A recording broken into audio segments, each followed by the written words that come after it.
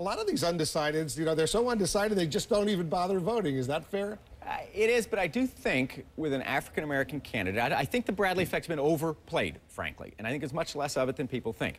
But I do think there are some people, some few, parking themselves in undecided with the pollster when in truth they're actually going to vote for John McCain or against Barack Obama. There's not that much of it, but I do think Bill Schneider's right in that piece Jim Acosta had. Democrats should not expect, usually the change candidate gets most of the undecideds in a change election, right? In a normal year, you'd see Barack Obama probably getting 3/4 of the undecided. I think this year, Obama's strategists are not counting on very much. So you think that McCain will do better with the undecideds? Yes, sir. And do you agree? I think so. Voters really vote who they are, not who the candidates are. And these voters are, you know, as I think Bill was saying, they're white, they are a little older. So I think we're going to see them probably break to McCain a little bit. But, you know, and also at this point, if you've looked at Barack Obama and you've wanted change for 4 years, or 8 years, and you haven't really pulled that lever for Obama yet, that means you have some doubts about him. Paul, in the piece that Jim Acosta just had, you saw that statement from Dick Cheney endorsing John McCain, Sarah Palin, a quick ad by the Obama campaign taking advantage of that. Big deal, little deal, no deal, what's going on? Well, it's a big deal because the Obama campaign was nimble enough to seize on it. You know, as a Democrat, I actually believe in the theory of evolution, and evolution is not actually survival of the strongest or the fittest, it's the most adaptable. Here, Barack Obama is being very adaptable, seizing on a mistake, and imagine the arrogance of Dick Cheney. Imagine, look, President Bush knows he's unpopular, and he's doing the only thing he can do. He's hiding, he's raising a little bit of money where he can, but otherwise he's hiding. He's being a loyal guy. Dick Cheney puts himself above everything. The most arrogant politician in the modern era. He knows that him popping up out of his hole in the ground hurts John McCain, but he has to do it anyway for his own ego.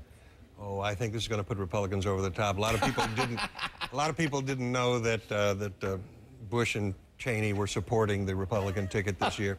Look, this shows that it's really not just a local campaign for president anymore. You can't go to an event and say something. It's not only national, it's global. Barack Obama's run a global presidential campaign. He's campaigned in Europe.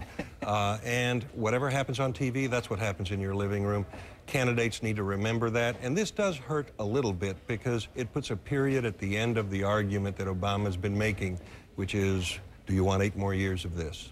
Let's talk a little bit about predictions of what's going to happen tomorrow. And both of you, quickly, let's go through the Electoral College. What do you think is going to be the outcome tomorrow? 270, the magic number, needed to be elected president. Well, I got on, you know, of course, and not to plug our website, CNN.com, you can be John King, and I played John King for a day on the magic map. Minimum of 325 for Barack Obama, and I can see plenty more than enough to win. Plenty more, and I can see a way that he gets a 378, and I think it's a big win for Barack Obama tomorrow. What do you think? I think here's the way it looks. I won't make a prediction, but if you look at the map today, I've got 318 electoral votes for Barack Obama. He carries Pennsylvania. He does not carry Ohio. He carries Virginia. He does not carry North Carolina. He carries Colorado. He carries Iowa, New Mexico, Nevada, and Florida. I think goes right now. It looks like it goes Obama. But that's the floor. If Republicans get a little dispirited right now, if Republicans stay in bed tomorrow, then I think Paul's right, it could be bigger. Really, because Bill Bennett in the last hour, he predicted McCain would have a huge upset and go ahead and win. You're not necessarily, as a Republican, agreeing with him as a strategist. No, but if Bill's right, then Bill can turn water into wine right after that. One bad sign for the McCain campaign. The last day of the election, even Walter Mondale, who was in the process of losing 49 states, had 50,000 people at his closing rallies. John McCain this morning, Tampa, Florida, 1,000 people. And reporters on the scene said that it was set up for 10,000, and he had 1,000 people show up. That's pathetic. That's and you sad. saw Ed Henry report, he was there, that 4 years ago at that last event in Tampa, George W. Bush had like 15,000 people at that rally. One warning, there is the paper bag factor.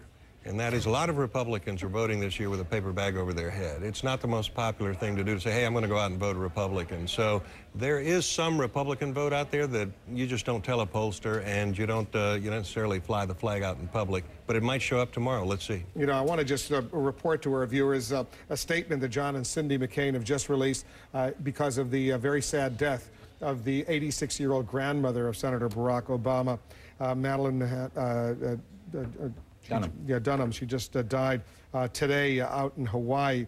We offer our deepest condolences to Barack Obama and his family as they grieve the loss of their beloved grandmother.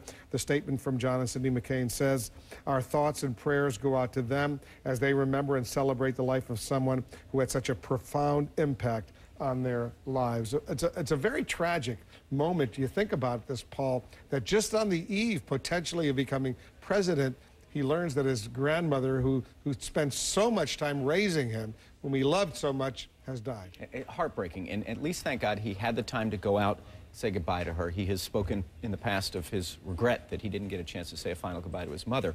But this is just, it's a heartbreaking thing, and I certainly salute the McCains, John and Cindy, for putting out such a thoughtful and sensitive statement. It does, though, remind you that he is entering into the most difficult job in the world, and there will be no time to take off and grieve for almost anything. I mean, I remember when Virginia Kelly, Bill Clinton's mom, when she passed away, the day after her funeral, he had to get on a plane and fly to Russia for a summit with Boris Yeltsin. You never stop at being president, and if the good Lord is on his side and the American people are on his side tomorrow, he's going to begin a very difficult journey, and at least his grandmother will have gotten him right to the end of that journey. No time to rest. I was on that trip. I was the White House correspondent. Right. I flew off with him. I remember that sad moment as well. It's just profoundly tragic and sad, the timing of this. So we knew she's been sick for a while. There's, you know, we often lose sight that these are real people. In the warfare of the campaign and the back and forth, they become distant from us. And sometimes an event like this, heartbreaking, and again, our thoughts and prayers go out to the family. Remind us that these are real people who enter the public arena at great sacrifice just to help serve us and to serve their country on both sides. So we should remember them on a day like today. My deepest condolences to the entire family. Absolutely. All right, guys, thanks very much. Coming up, a scary scenario. What happens if the